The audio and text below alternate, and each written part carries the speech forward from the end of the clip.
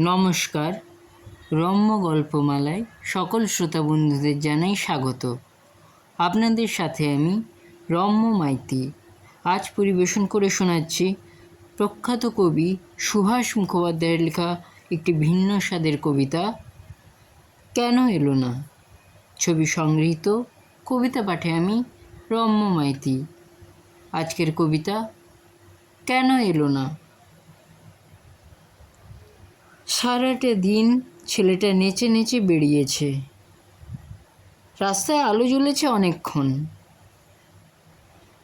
এখনো বাবা কেন এলো না মা?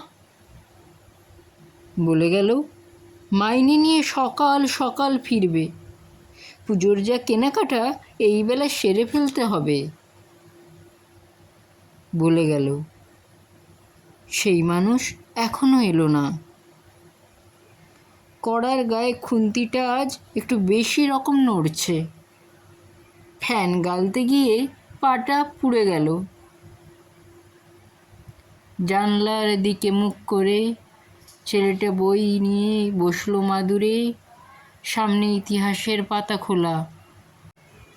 ঘড়িতে টিক টিক শব্দ। কলে জল পড়ছে। ও বাড়ির পাঁচিলটা থেকে লাফিয়ে নামলো একটা গোঁফওয়ালা বেড়াল।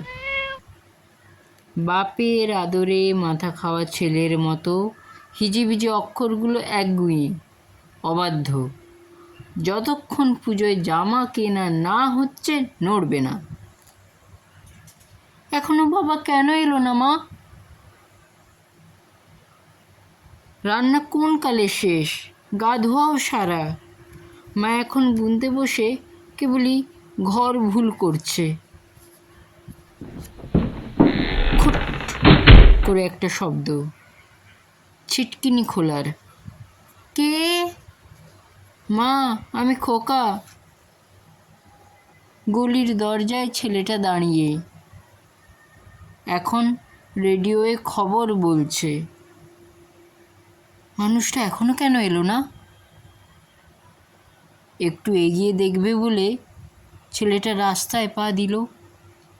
মোড়ে ভিড়, একটা কালো গাড়ি, আর খুব বাজি ফুটছে।